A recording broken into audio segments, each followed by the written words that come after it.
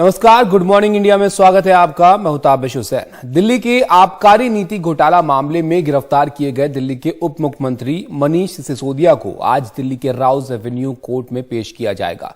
इनकी पेशी दोपहर 2 बजे होनी है, जो वीडियो कॉन्फ्रेंसिंग के जरिए भी हो सकती है। वहीं आज अगर आप देखें तो सिसोदिया की गिरफ्तारी के विरोध में आम आदमी पार्टी देश भर में प्रदर्शन कर रही है। दिल्ली में बीजेपी मुख्यालय के बाहर आम आदमी पार्टी के नेता और कार्यकर्ता प्रदर्शन करेंगे और इस बीच कल संजय सिंह, गोपाल राय समेत जो आम आदमी पार्टी के नेता और कार्यकर्ता हिरासत में लिए गए थे, आज उन्हें दिल्ली पुलिस छोड़ देगी। और इन्हें आपको बताएं, कल सीबीआई दफ्तर के आसपास प्रदर्शन के दौरान हिरासत में लिया गया था। जब पूछताछ के लिए मनीष सिसोदिया वहां पर पहुंचे थे, तब आम आदमी पार्टी के जो कार्यकर्ता है, नेता है, वहां पर प्रदर्शन भी कर रहे थे, जिसके बाद इनको हिरासत में ले लिया गया था। कल सीबीआई ने कैमरे के सामने करीब 8 घंटे तक जो है मनीष सिसोदिया से पूछताछ की, जिसके बाद उनको गिरफ्तार कर लिया गया। और सीबीआई ने कहा कि पूछताछ में सहयोग नहीं कर रहे थे वो, और सवालों के सही जवाब वो नहीं दे रहे थे। सिसोदिया को रात भर सीबीआई के लॉकअप में ही रखा गया और इस गिरफ्तारी को आम आदमी पार्टी ने लोकतंत्र के लिए काला दिन बताया है। आम आदमी पार्टी ने कहा कि ये पूरी स्क्रिप्ट जो है वो बीजेपी के मुख्यालय में लिखी गई और जांच एजेंसियां बीजेपी की इकाई के तौर पर काम कर रही हैं। वहीं बीजेपी के प्रवक्ता संबित पात्रा ने कहा कि आबकारी नीति को मंत्रियों के सामने रखने से पहले आम आदमी पार्टी ने शराब माफिया तक पहुंचाया, जिससे शराब माफिया अपने फायदे की नीतियों को अपना ले और हानि के विषय को बदल दिया जाए। तो ये पूरा मामला था जो एक सियासी रूप से एक बड़ा मुद्दा भी बना। उसके बाद मनीष सिसोदिया को जो है लंबी पूछताछ के बाद गिरफ्तार किया। तो क्या बड़ी बातें इस मामले को लेकर रही हैं और आज किन चीजों पर आपकी भी नजर रहनी चाहिए, वो आपको बताते हैं। मनीष सिसोदिया की गिरफ्तारी के बाद राउज एवेन्यू कोर्ट में उनकी पेशी आज होनी है और ये पेशी करीब 2 बजे के आसपास जो है वो हो सकती है। और आबकारी नीति घोटाला मामले में जो है इनकी गिरफ्तारी हुई है। जैसे कि हमने आपको बताया, इस मामले की जो है जांच सीबीआई भी कर रही है और सीबीआई ने ही कल इनको लंबी पूछताछ के बाद गिरफ्तार किया।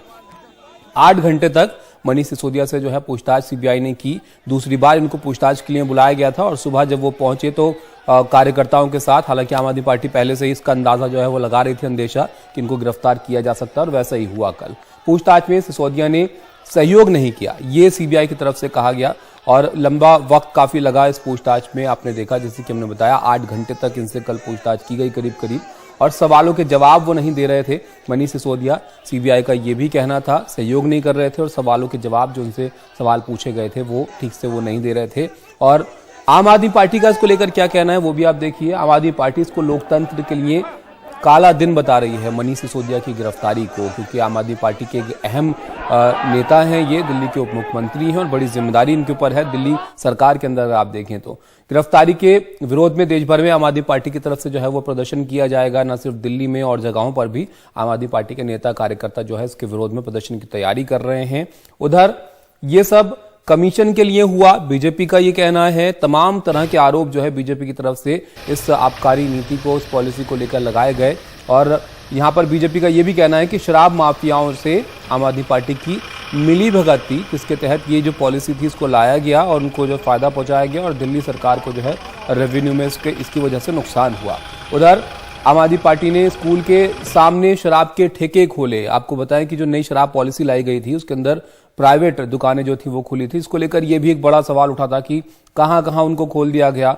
ये एक बड़ी चर्चा का विषय जो है वो रहा था। तो ये एक बड़ा मामला है जिसमें दिल्ली के जो उप मुख्यमंत्री हैं मनीष सिसोदिया, उनको गिरफ्तार किया गया है। और जैसे कि हमने बताया कि आज उनको कोर्ट में पेश किया जाना है और इस गिरफ्तारी के बाद से ही जो आम आदमी पार्टी है वो कल से ही इसको लेकर जगह जगह पर उनके नेता जो है विरोध भी जता रहे थे और आज भी एक बड़े स्तर पर विरोध प्रदर्शन की तैयारी आम आदमी पार्टी की तरफ से इसको लेकर की जा रही है। तो ये एक ऐसा मामला है जिसमें आम आदमी पार्टी और बीजेपी आमने सामने है। बीजेपी की तरफ से संगीन आरोप इसको लेकर आम आदमी पार्टी पर और न सिर्फ उनके नेताओं पर लगाए जा रहे हैं। तो अब आप देखिए कि अब तक इस मामले में कई गिरफ्तारियां हुई हैं। जो बड़े नाम अब तक गिरफ्तार हुए हैं उसमें एक तो मनीष सिसोदिया का नाम है जो दिल्ली के उप मुख्यमंत्री हैं, दूसरा विनय नायर का नाम आपने काफी सुना होगा जो कि आम आदमी पार्टी के कार्यकर्ता हैं। ये उन लोगों में हैं जो अब तक इस मामले में गिरफ्तारी जिनकी हो चुकी है। एक और नाम समीर महेंद्रू का है जो कि शराब विक्रेता हैं। इनकी गिरफ्तारी जो है इस मामले में हुई है। बुची बाबू हैं जो कि बीआरएस के के जो नेता हैं कविता, उनके पूर्व सीए हैं, तो एक साउथ कनेक्शन भी इसमें जो है वो जोड़ा गया। ये हम आपको बताएंगे आगे कि ये किस तरह से इससे मामले से जुड़ रही है बात। उधर राघवन जो कि वाईएसआरसीपी के सांसद के बेटे हैं, इनको भी जो है इसमें अब तक जो गिरफ्तारियां हुई हैं उसमें इनका नाम भी शामिल है। और आखिर में सबसे बड़ा नाम जो इसमें है वो उप मुख्यमंत्री दिल्ली के मनीष सिसोदिया, जिनको कल लंबी पूछताछ के बाद सीबीआई ने गिरफ्तार किया है और आज इनको कोर्ट में पेश किया जाना है। अब आप देखिए कि इस मामले में जो आरोप प्रत्यारोप हैं वो क्या है।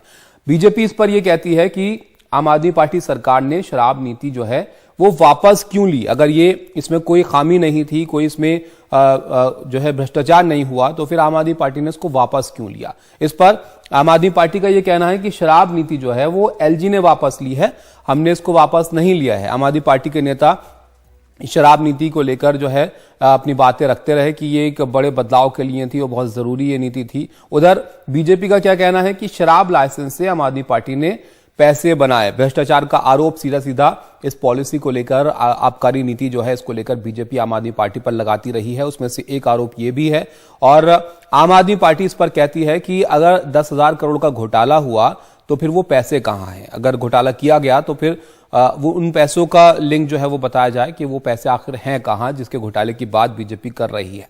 बीजेपी का यह भी कहना है कि शिक्षा मंत्री नहीं, शराब मंत्री हैं मनीष सिसोदिया। आपको बताएं कि जो एजुकेशन है, शिक्षा है, उसके क्षेत्र को में जो काम किया है आम आदमी पार्टी, उसको लेकर अलग अलग राज्यों में भी प्रचार करती रही है। इसलिए मनीष सिसोदिया की गिरफ्तारी को भी वो जो है बढ़ चढ़कर उसको लेकर आवाज उठा रहे हैं। और इस पर भी बीजेपी का ये आरोप है कि वो शिक्षा मंत्री नहीं शराब मंत्री हैं, क्योंकि उसको लेकर ही आरोप जो है मनीष सिसोदिया पर लगे हैं। सिसोदिया को उनके काम के लिए नोबेल पुरस्कार मिलना चाहिए, यह आम आदमी पार्टी का कहना है कि उन्होंने बच्चों के लिए जो है बहुत अच्छा काम किया है, स्कूल जो है वो बहुत सुधारे हैं उन्होंने, और उनके काम के लिए उनको नोबेल पुरस्कार मिलना चाहिए। हालांकि बीजेपी इसको लेकर भी हमलावर है आम आदमी पार्टी पर। उनका कहना है कि वो शराब मंत्री है शिक्षा मंत्री से ज्यादा। उधर बीजेपी का यह कहना है कि नाटक करना जो है वो छोड़ना चाहिए आम आदमी पार्टी को और सीबीआई के सवालों के जवाब उनको देने चाहिए। यह भी एक बड़ा आरोप है जो बीजेपी लगाती रही है कि जो आबकारी नीति से जुड़े हुए सवाल आम आदमी पार्टी से पूछे जाते हैं उनका वो जवाब नहीं देते हैं और दूसरी बातों पर अपनी बात रखते रहते हैं।